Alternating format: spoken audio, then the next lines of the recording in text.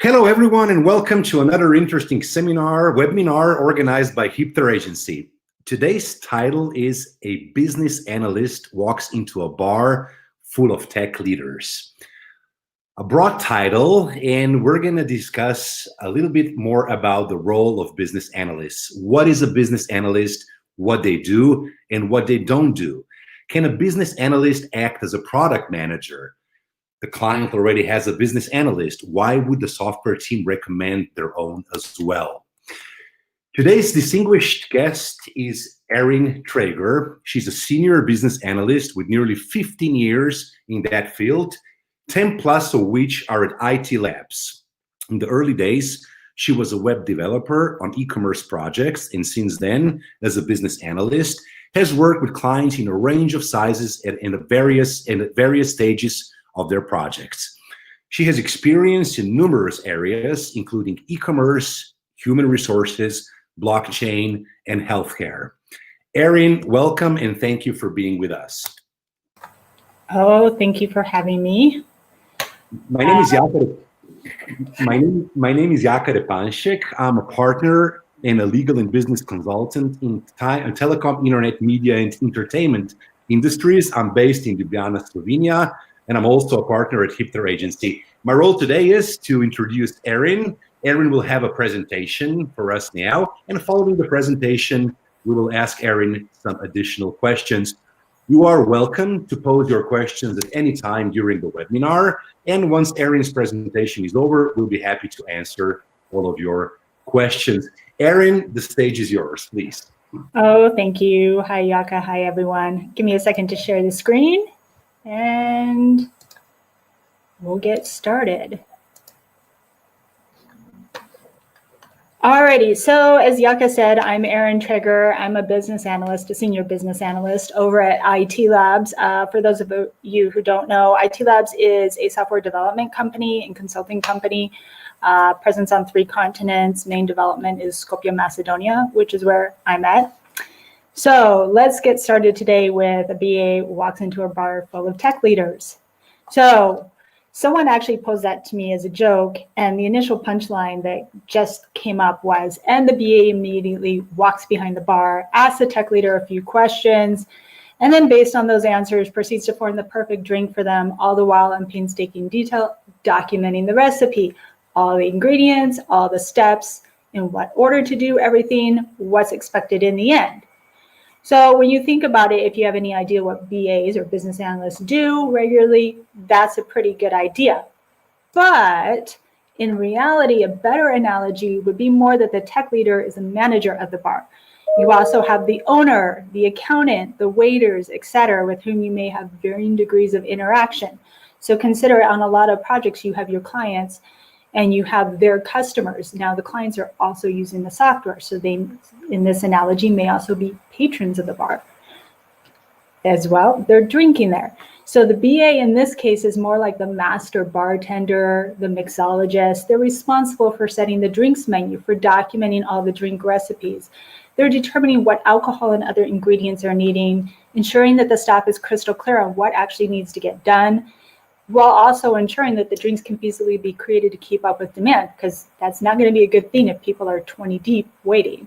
And that those drinks leave the patrons with a great experience, wanting to come back again and again. Now, you may be saying, well, that's great, but I already know what I want. Why in the world do I need a BA? Or I've already got a BA, a product manager or product owner. A lot of this will be touched on through this presentation. Just a quick note, in terms of knowing what you want, you may actually not need a BA if, for example, you have really rigid requirements. They're already well documented. The only additional ones are, say, through an SRS, and say you don't plan on your requirements changing for the next 5 years or so.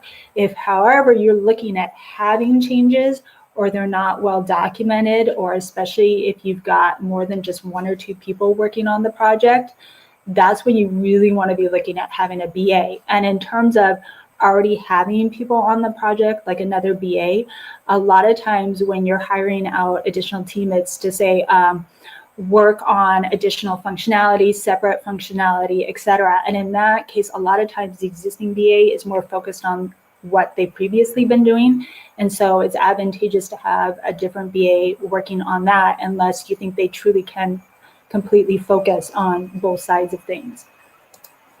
So if a BA is now brand new to the project, it could be that the project as well is just starting out. It's never existed before. It could be that it's existing. It could be that it's new, but in the middle of development. It could be a rewrite. But the first thing the BA is going to want to do is to get the big picture. So what is the plan and the purpose of this project? Are there future goals? How concrete are these all? As well, they'll work quickly to get a sense of the people with whom they're speaking. Are they more of like just very general idea and, hey, BA, go run with it and you figure it out? So more like this top picture, hey, I know I want a bar, I know I want to serve drinks, but I've got the base, you figure out all the details. Or are they more on that level of very specific, want to be involved, etc.? More like that bottom bar where everything's figured out, it's already detailed, etc. In terms of wondering, are there future goals and how concrete are those? A lot of that comes into the fact of, when you hear the initial requirements for what needs to be done now and you consider your solutions, you may be considering going one way.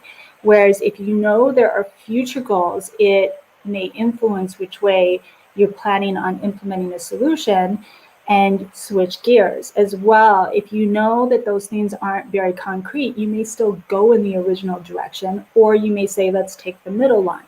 So those are things that the BA is trying to get a grasp on and understand so that the appropriate solutions are what's recommended. Now, as part of that, they're going to do a bunch of research. Main thing at first would be market research. They're going to identify and understand the target audience. Who are the competitors? What's the market niche? So for example, if you're in a college town or someplace where it's a bunch of beer drinkers, you're probably not going to choose to open a cocktail bar. Same thing if you're in an upscale area where people tend to like to drink nice cocktails, you're not going to offer beer on tap. Now, with that said, initially you'll do market research, but that doesn't mean you just stop and never do it again. You kind of do it on an ongoing basis. As well, some clients have a whole marketing team that does that. In that case, okay, the BA doesn't actually need to do the research, but they do want to get that research, read it, understand it, ask questions, etc. Because again, that will feed into solutions that they suggest. Another question that comes up often is BA versus product manager. Traditionally, those are two different roles. As well, you have a product owner. And when you think of like big picture and how detailed they get, the product owner is at the top. Then you have the product manager and then the BA. So the product owner a lot of times will be meeting with executive partners. They're dealing with like marketing teams, etc., much higher level. The product manager tends to be doing like road mapping, some more of that market research, etc. And the BA is the one who's like really down in the weeds, getting into the details, specifying everything in great detail. Nowadays, with Agile, and of course, job descriptions tend to bleed, there's a tendency within Agile to use product manager and BA interchangeably. So if you look at the traditional sense, they're separate, but when it comes to Agile, a lot of times they use the terms in the same manner. Getting back to research, you're also going to be doing as a BA a lot of research on third-party software, laws, etc. So for example, let's say you know that you need to deal with video conferencing. And you could be dealing with the requirement of it needs to do X, Y, Z. It could be we want, say, Zoom and doing X, Y, Z. So depending on how specific it is, you may be looking at various types of software and determining which meet it. What's the pricing? That gets forgotten sometimes. Important though. And let's say Zoom. So there's a certain point at which a lot of people would say, well, why are the devs not researching this? Well, a lot of times the BAs are the ones doing the groundwork of that, but when it gets into the finer implementation details, that's when devs start kicking in. But also, for example, getting back to Zoom. Let's say that you're scheduling meetings and you know that there's a chance they need to be rescheduled. Well, it's really helpful to know that, for example, in Zoom, if it's a one-time meeting, from the time the original date is set, 30 days out, it expires. So if you reset it or you reschedule it to more than 30 days out, guess what? That link's not going to work. So when it comes to designing your solution, you now need to take that into account, and it changes how you would have probably originally proposed it. So that's dealing with third party. In terms of things like privacy laws, so GDPR, CCPA, or HIPAA, etc., accessibility, you don't necessarily need to be the subject matter expert on it, but you definitely need to have awareness. So for example, accessibility, when it comes to screen readers, a lot of times QA is going to have far more knowledge than you, the BA, will. But knowing that and going and consulting with them, you can then write those as constraints. Similarly, for front-end things dealing with accessibility, front-end devs are generally going to have more knowledge than you will. So you'll go and consult with them. As well, there are times where you may have some people who aren't quite as abreast, or there's some requests that go above and beyond the normal laws. And at that point, the BA will be doing the research and then consulting with the appropriate devs, QA, etc. All right, so we have the general idea. Now it's time to say what needs to get done. So here we've got a picture. Supposedly all the stakeholders are oh so happy, they love each other, etc. In reality, first of all, you've got to identify who all the stakeholders are. And oftentimes the people with whom you're having a lot of meetings are not necessarily representing all the stakeholders. You also need to know what their sphere is and what their level of influence is. Now, in terms of sphere, this is because let's say you've got a factory, and then you've got the person who's the manager, and that's the person you're speaking with. Now, it's great if they've ever worked on the floor of the factory, but still you have to take into account that their current position is going to influence and put what they're saying through a lens. And so what you hear from them, even speaking for the floor workers, is going to be different than if you spoke to the people on the floor. As well, typically level of influence is going to be based on how high up the hierarchy they are. And that's where a lot of times you'll get competing requests in terms of, we need this done now, we need this done now. And it's got to be decided what actually gets done. And that's where understanding the level of influence, but also who's the final decision maker, is really key. Now, ideally, you get to speak with all the stakeholders. Sometimes you just don't get to. And with that, you have to take it, what gets said, with a grain of salt. Another really big thing when determining what needs to get done is solution versus issues and goals. What I mean by that is a lot of times what gets discussed are solutions. Like, I want the software to do this, this, and this, versus we're having this issue and this is what we want to do. And the reason why that's important is, A, as a BA, you're responsible to know the whole picture and really keep track of what's going on, what's going to happen in the future, etc. And everyone else isn't responsible for that. So a lot of times they'll sit there and, through, again, their lens of what they're dealing with, they'll say, I want this. But that may not actually be the ideal solution to the issue. The other thing is, if you look at the broader set of issues, you may come up with a solution that addresses many of them.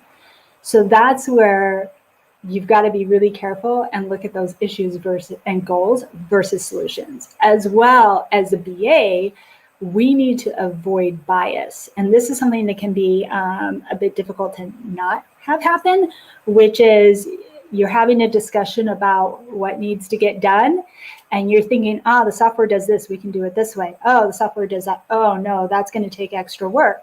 And that's what you want to avoid. You want to hear all of what the needs are before going and thinking about the software. The other thing is, and this isn't bias, is, what you suggest as a solution is going to vary based on, is the client saying, I just need it done, I don't care how dirty it is, it's a problem, fix it now, or I don't have any money, so do whatever's cheapest, versus I want to do what's right. Those are going to come with different solutions based on what the need is, because those are constraints. As well, conflicts. These happen quite a bit, is even one stakeholder can be requesting things that conflict with other things they've asked. So as a BA, having that awareness of everything in the system and saying, hold on, conflict, how do we want to deal with this? So being able to point out and then find resolutions to them. Huge part of figuring out what needs to get done and what is the priority is business value. So for example, our bottom left image of sparkling water. If I'm at a bar that deals with a lot of cocktails, I'm going to need sparkling water. And, if someone came and said, hey, we've been buying bottles, we're constantly running out, we can't offer drinks because of it, it's taking up a ton of storage space, we have to have extra refrigerators to keep it cool, I say we get a tap with it. You're going to say, that's really great business value. I mean, it clears up space, refrigeration, we don't run out. Versus if someone comes and says, hey, there's this really rare liqueur I like, let's go offer it. And you're saying, none of our drinks have it. Why would we do this? And the answer is because I want it. That's going to be really low business value. Generally speaking, a lot of times you're looking at business value and you're also saying customer is first, then say ops, then this and this, but you do have to also keep in mind sometimes those things that kind of hit below at some time, they start ratcheting up in business value, because if it starts becoming really cumbersome, again, like the example of the floor workers, where if it starts getting to the point where they can't get their work done, or it's just such a pain that people are frustrated and quitting, you need to deal with that. That business value has now gone up in value. As well, you're looking at your constraints and risks. So, for example, as many of you have known in the past, supposedly absinthe was illegal in the US. So a constraint would be, hey, we're not offering any drinks with absinthe. In software, that would be like, what browsers? Are you doing it on Android and iOS? Are there any other geographical constraints, etc.? What languages do you offer? Now, risks, those can be both positive and negative. Let's say you have a drink that deals with an alcohol that is made only by one manufacturer, and this manufacturer has been known to change their recipe, which affects the taste. So that needs to be called out and listed as a risk. It would be a negative one. Let's say that manufacturer also is known to abruptly stop manufacture, and they also are in a country that's a little volatile, the currency goes up and down. Now, in terms of currency fluctuation, it could be a positive or a negative risk. And so risks are not always negative. In the case of the currency fluctuating such that it's way more expensive, that's a negative risk. But it could also go down to where it's way cheaper for you to buy it, positive risk. The key point is those things need to be identified. Everyone needs to agree they're willing to take on that risk, and then contingency plans need to be made should those risks occur. For example, third-party software, what happens if they change it and it stops working? What if they cut the service? Again, is it acceptable risk, and what are we going to do about it? So now we've figured out what all needs to get done. It's time for that documentation. Level of detail and methods when it comes to things like BRDs, business requirement documents, or user stories if you're doing Agile. Generally, a lot of times they refer to it as the Bible. It needs to be crystal clear to where your three main groups, your QA, your devs, and your client, perfectly understand it. There's no room for questions. Generally speaking, there's three levels. There's the high level, the mid, and the detailed. For example, HR system, where someone can sign up and look for jobs. Your high level, like say flowchart, would be like creates account, creates profile, searches for job, interviews, hired. Whereas your detailed one is going to say for creating their profile could be many, many different flowcharts detailing that. So that as well, you can have different styles. It doesn't have to only be text. It doesn't have to only be diagrams and flowcharts. That's where like these two images are really great. For example, the bottom one, the mojito. Okay, lots of us know what a mojito is, but if someone had never heard of it before and they now need to make it, they have a general idea of the ingredients, but they don't actually know how much, in what order, what has to be done. So who knows what you're going to get? Whereas this top one, the woo-woo cocktail, I've never heard of it before I found this. But, you know, it's great because it's talking about you need exactly this much of vodka, this much of peach liqueur. It shows in what order. It tells you what actions, in this case, shake. And it shows you what it's going to look like in the end. So this is kind of like a combination of text, of actions, of flowcharts, of mock-ups, which is great, especially because with clients, they can vary as to how they understand information. So that ability to mix it and make everything clear is really, really needed. And then as well, organization, especially when it comes to things like user roles, validation roles, things that are used repetitively. It's really easy to say, keep throwing that validation in the user story. Like, for example, if you had a zip code on users, on create profile, on let's say a job posting, etc. But the thing is, the more times you keep repeating it in these various things, the higher the risk is that if something changes, you miss it in some place, and now you've got inconsistency. As well, it means people keep having to look back at specific stories to find what the general rules are. Whereas if you put it in one central location and instead say, for this story, this validation needs to happen, or these user roles, or this matrix, now go look at these files. Everyone knows it's in a central location. If you update it here, it applies everywhere. So that's a big part of being a BA, is just organizing things. In terms of, okay, now you've got your stories signed off, let's start implementing. You need to make sure everyone is crystal clear on what's got to get done, because you may think your documentation is clear, but if people don't have a really good vision of what needs to get done, you're going to have problems. You also, while they're working, need to make sure things are done in the right order with the right amount of work. Right order being, for example, if you want people to sign in, and assuming you don't have an IDP already in place, you need to have user roles so that you can have users, so that you can log in. So the order of work would be user roles, users, login. You can always go back and do additional things like to what company do they belong, but make sure you've got things in the right order. Right amount of work.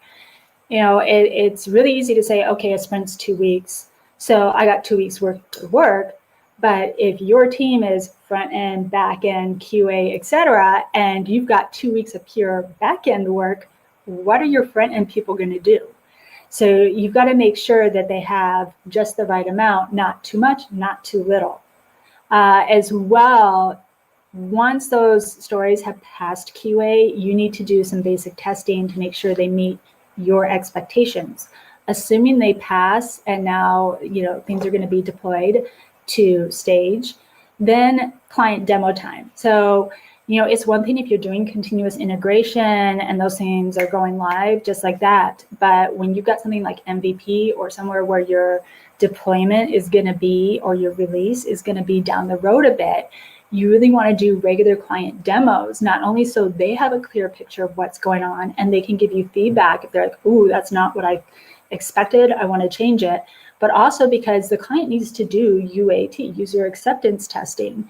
And if they don't have a clear idea of things, you're going to get some miscommunication, some confusion. So it seems trivial, but client demos really are important. And then production and feedback. Once it gets into production, you're invariably going to get client feedback. And this is where it can tie into somewhat of a virtuous cycle, is that you can take that feedback, and it doesn't necessarily have to only be applied to what that feedback was.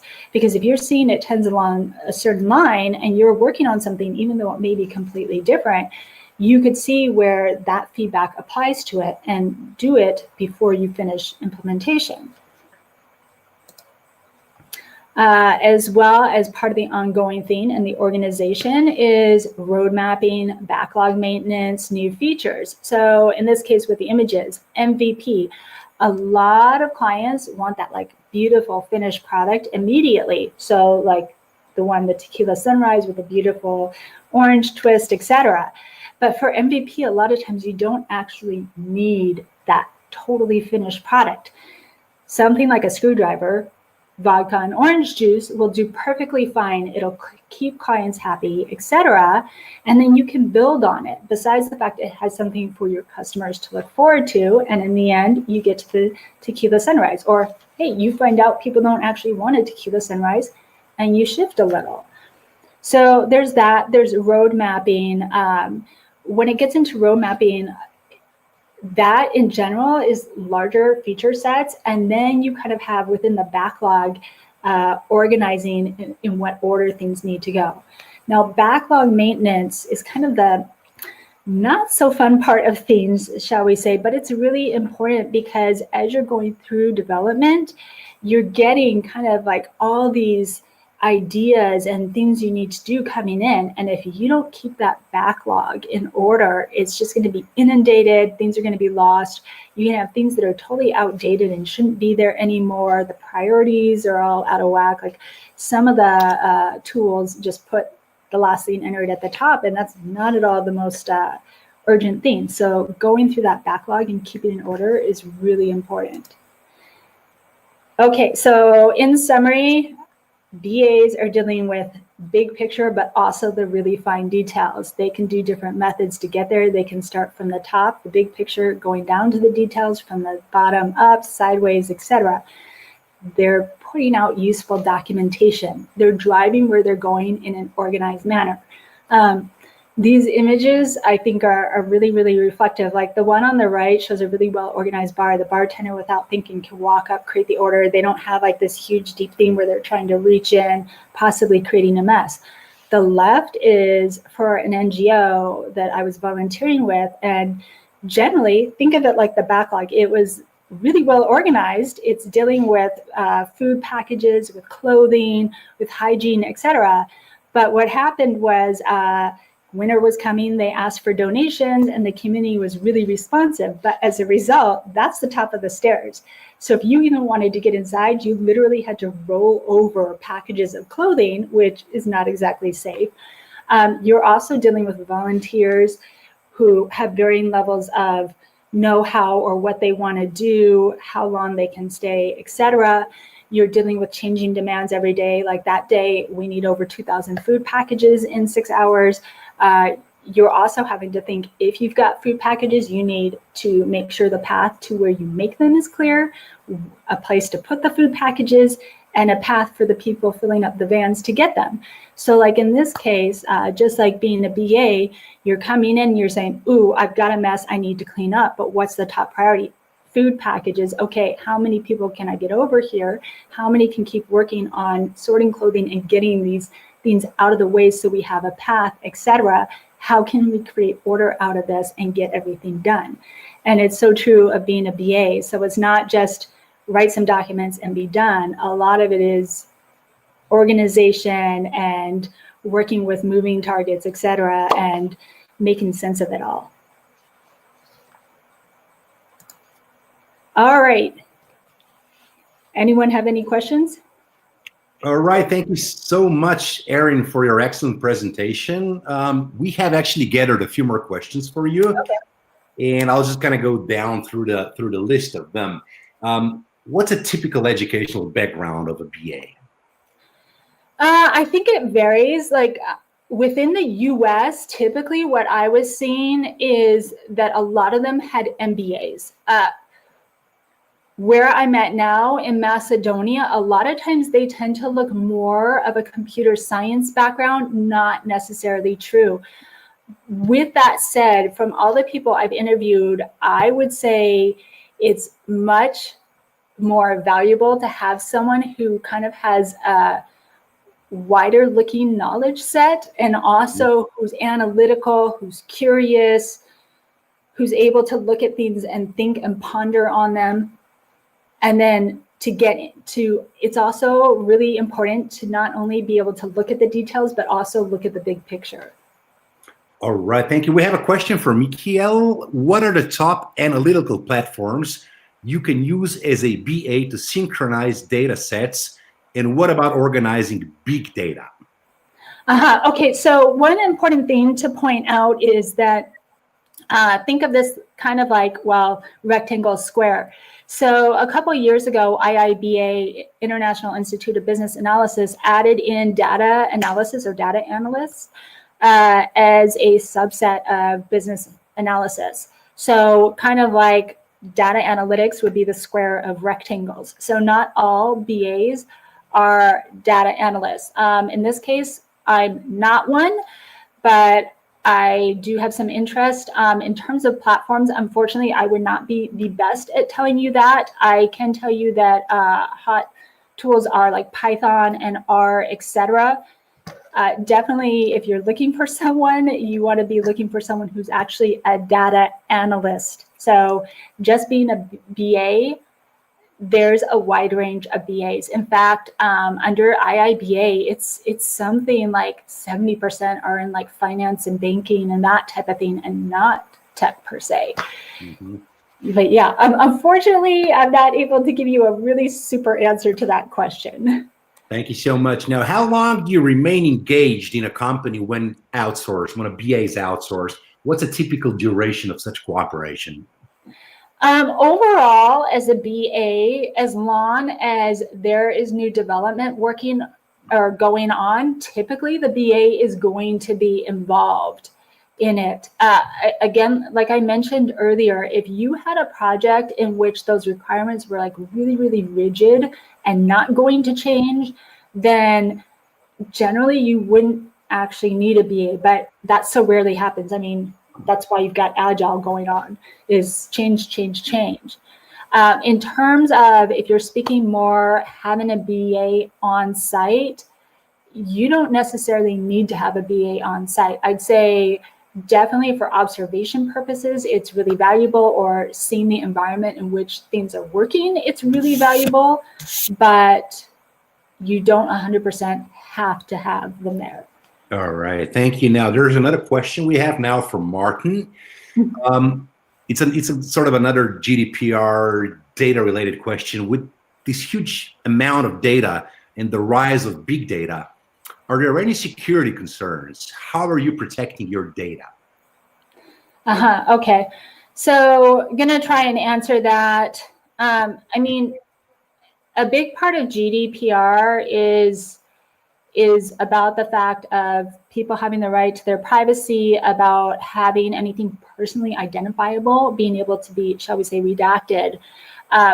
And with that case, when you're aware that you have to do GDPR, or the closest equivalent in the US is CCPA, the California Consumer Protection Act, and similar laws across the US, you have to keep in mind how you're logging the data and how you're structuring it. Because if you get a request, first of all, you have to offer more than one way in order to get those requests. And for example, the person may not feel comfortable getting on the platform asking you, so it may be by email or some other means.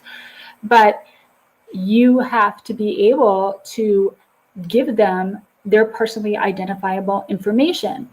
And, you know, back before GDPR, you're not necessarily thinking about that. So then having to get that data out can be quite problematic, much less in the case of protecting it. If the person says, I want it redacted or, you know, removed, you've got potentially an even bigger headache, especially, you know, for example, in the US, there's some laws about keeping data for 7 years, et cetera. So I'd say a big part of how do you keep it safe in terms of if the person asks for it to be redacted or says no in the first place, like you can't share it, is you have to have appropriate measures in place to indicate it's not okay to share it and make sure that it absolutely doesn't share that information. You also have to have appropriate measures in place and appropriate structures so that when the person asks that, you can then pull it. And keep in mind, personally identifiable information is not necessarily all of your info. It's what would be personally identifiable.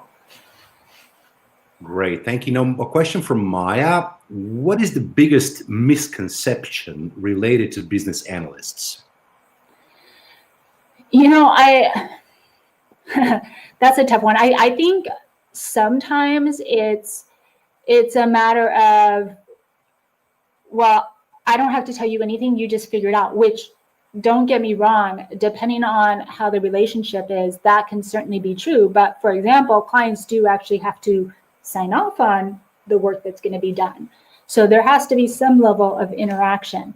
I think also there are times where, again, like I mentioned before, there can be some job description bleed, but that a BA is also a product owner, or like the case of data analyst is, like for me, because I have a background in math as well, and I've had some stats classes, I can to a certain extent do some data analysis, but like efficiently and like someone who does it as their job, no. So like you should be aware of the fact that those are different positions and make sure you find the right fit. Thank you, Aaron. Next question is it possible to do BA work without ever meeting the client, the tech leader, or other face-to-face, or without even being on site for observation? It is possible. Personally, I feel that definitely at least once you should meet the client, and ideally in their environment, especially like BAs really need to observe. They need to see what's going on. They need to do that and then start forming questions, why this, how this, etc. And so that's really invaluable. With that said, sometimes it's just not possible. Like right now with coronavirus and no travel, and you know, a lot of people not working in the office. So where exactly are you going to go to observe these people?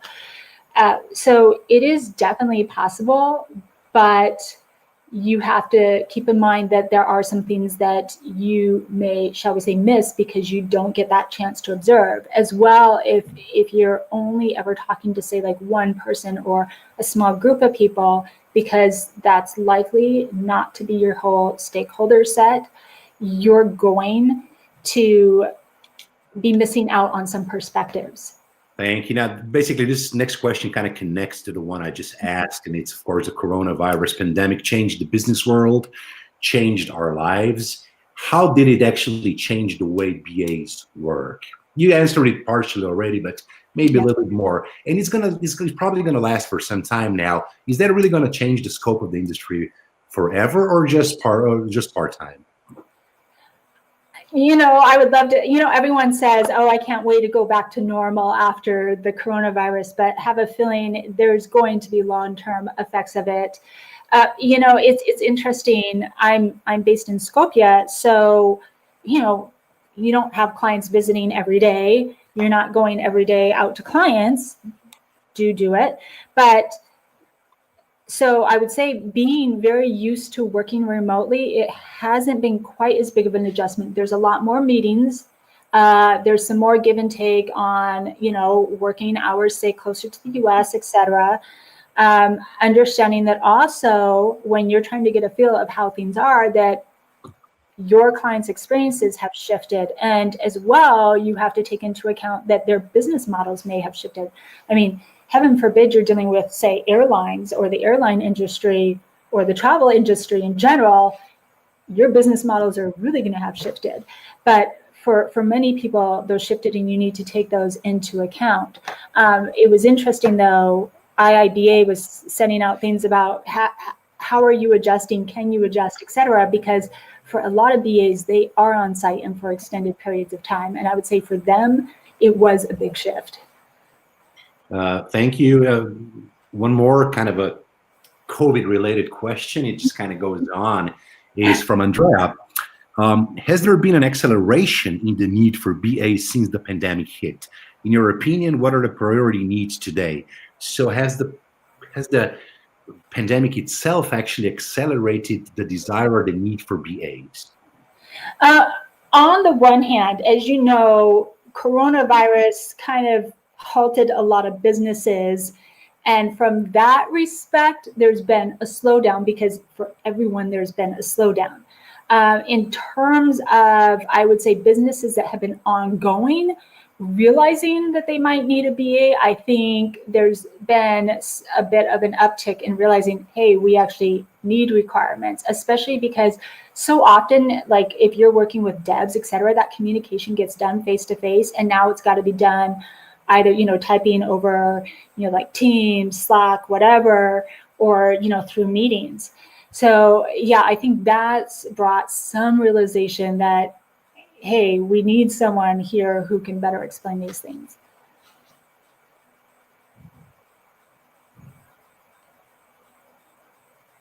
Did that answer the question? Erin, another question. How much interaction should a tech leader or other stakeholders expect between themselves and the BA?